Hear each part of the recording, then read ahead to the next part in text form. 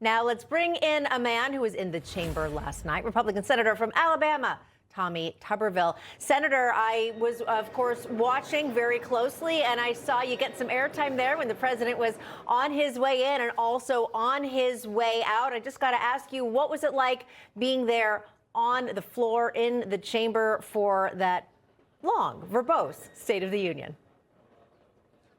Well, I mean, the time went by very fast. That's my sixth State of the Union, 4 with Joe Biden. They were about as boring as they come because they didn't have anything to talk about. They have no policies. All they tried to do is just try to explain why they had open borders and why they were spending all this extra money, the $4 or $5 trillion we should have never spent. But President Trump, I just heard your previous reporter there talk about, it was a B-. Well, it's probably about right because President Trump had so many good things to talk about. You get caught up in one thing after another, and people really wanted to hear more about affordability and about gas prices and all those things. Now he said that, but he said it in a way that it kind of got mixed up with everything else. But that was a great speech. President Trump was outstanding.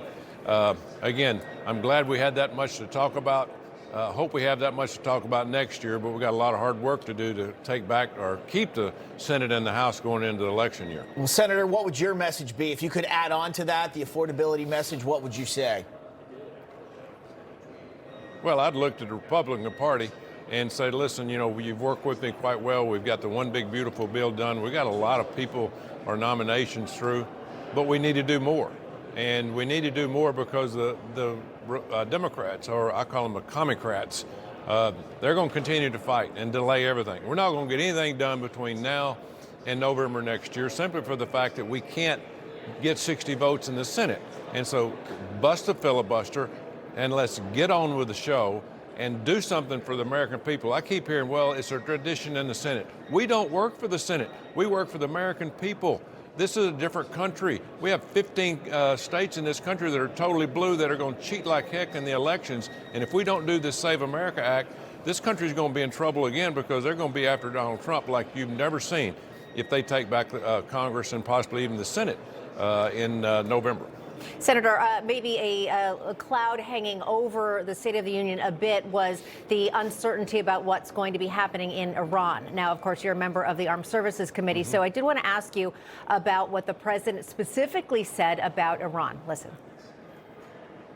They're working to build missiles that will soon reach the United States of America. We wiped it out, and they want to start all over again, and are at this moment again pursuing their sinister ambitions. Iran obviously not backing down here despite the president's opportunity for them to come to an agreement with their nuclear program. What happens next? Well, he's putting everybody in place to do whatever he needs to do. And I'm for whatever the president wants to do. But we have to remember this. They do have missiles right now on hand that they can pretty much do anything they want to in Israel. They can only block so many of them, and they have these long-range missiles. The whole idea here is to stop terrorism and to stop the building of nuclear weapons because these idiots are the only ones in the country that will use it. They will use a nuclear weapon, so we cannot allow them to have one. So President Trump's got a hard decision. There's 250,000 United States citizens in Israel.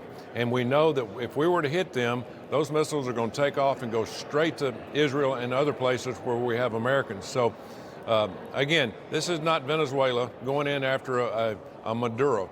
This is a regime that is locked and loaded, and President Trump has got to make the right decision here, along with Pete Hegseth and General Kane. It's going to be a very, very tough decision, but to me, we really have no choice. We've got to find a way to take out that corrupt leadership that they have, protect their people as well as people all over the world.